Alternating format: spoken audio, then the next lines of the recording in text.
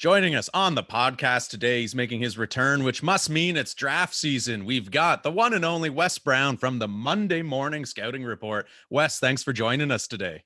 Yeah, no worries, man. Happy to be here.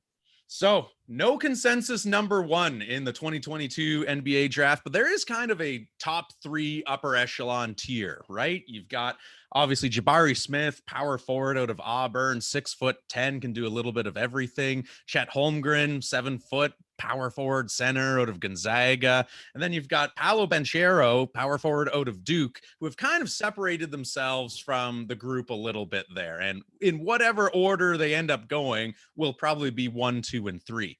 As you're looking at these prospects here, how do you sort of have them ranked, and do any of them stand out head and shoulders above the rest, or is it kind of close in your eyes?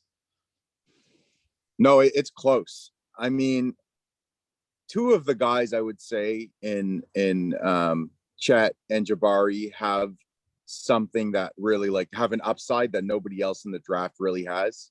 I mean, maybe Jaden Ivey, maybe Shaden Sharp have, a superstar quality, but at their size and, the certainty at least of the skill set that they've proven to have, Jabari's ability to defend a number of positions and make shots, maybe he lacks a little wiggle, and that's where it's like you could see him not being the number one pick. But if he pans out to be, more of a scorer, quicker off the bounce and develops his offensive skill set, could he be the best player in the NBA? Maybe.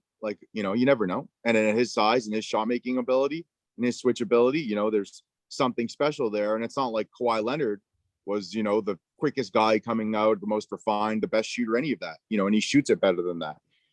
So you just don't really know. Chet also has a special quality, but he's very thin. So that, obviously scares guys off.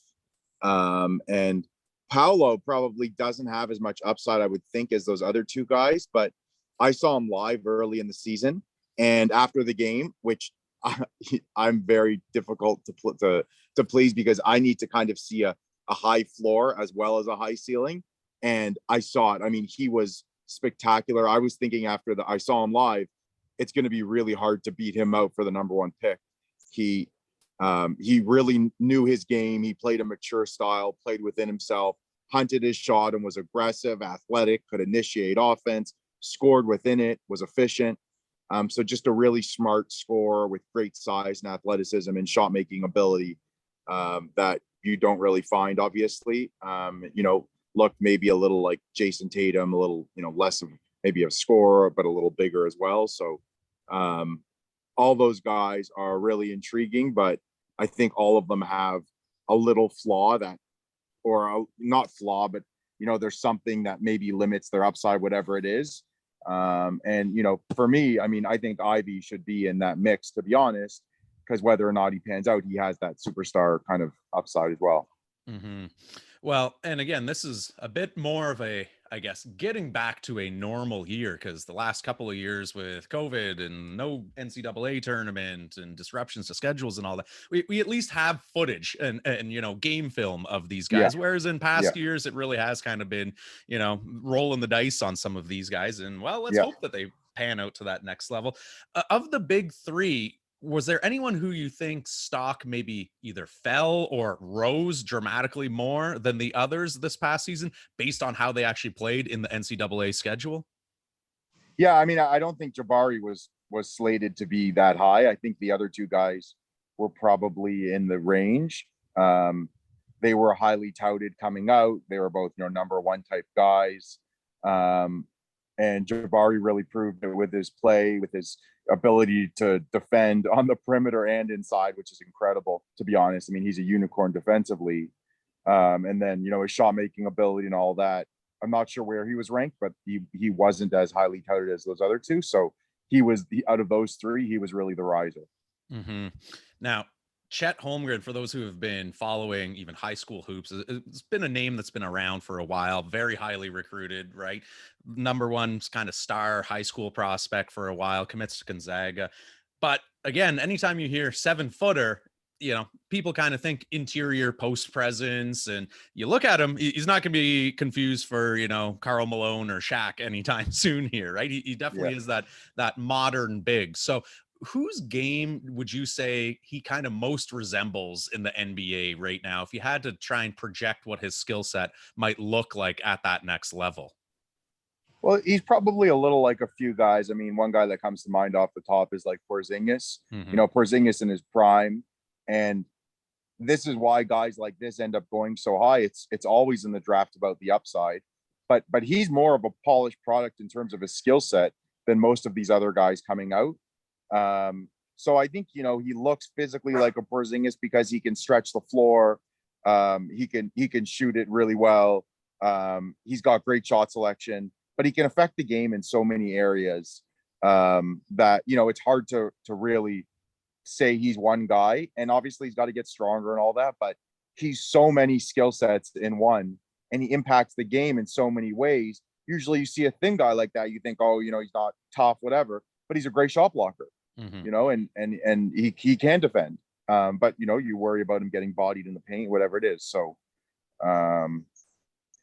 yeah, I think there's a lot of guys that you can compare him to, but this is part of why it's so difficult to project these types of guys, because there's no comparison.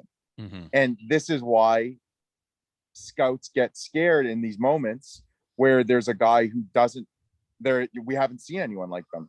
So it's really hard to say, oh, he looks like this guy, and here's how I mean, look, they have their analytics models that I don't understand, but you know, he's different. And Jabari's probably different too. I mean, I think Jabari's the safe pick out of these guys. There's no way that he fails. And I think Chet probably, there's no way he fails too, but you haven't seen anything like that. And Chet's probably going to be a star, but they just haven't seen anyone like him. Yeah. And I mean, again, it's definitely coming down to splitting hairs and whose aspect do you like better in their game right now? How do they fit into our scheme? How do they fit into our culture? Who do we already have on our rosters here? But if you were the Orlando Magic GM right now and you're holding that number one pick, is the jury still out, or are you kind of zeroing in on someone right now? Like, who do you think has the inside track at hearing their name called first and going to Orlando? It seems like Jabari. It seems like the consensus is Jabari at number one. We're not consensus, but the majority is Jabari at number one. But I really don't know. If it was me, it's a really tough decision. And in most drafts, like last year, I had my guy Suggs. That was my guy. Like, I knew who I wanted. This year, I don't know. I really like. I would take a swing on Ivy if it were me, not at one. So I might trade down, to be honest. But I really like Chet. I think Chet will tap into the upside that people think he's got. And I'm not sure about, I feel safer about Jabari being, you know, a good floor, but I think we're nitpicking here. I think Chet will really be the real deal. So I really like Chet, to be honest.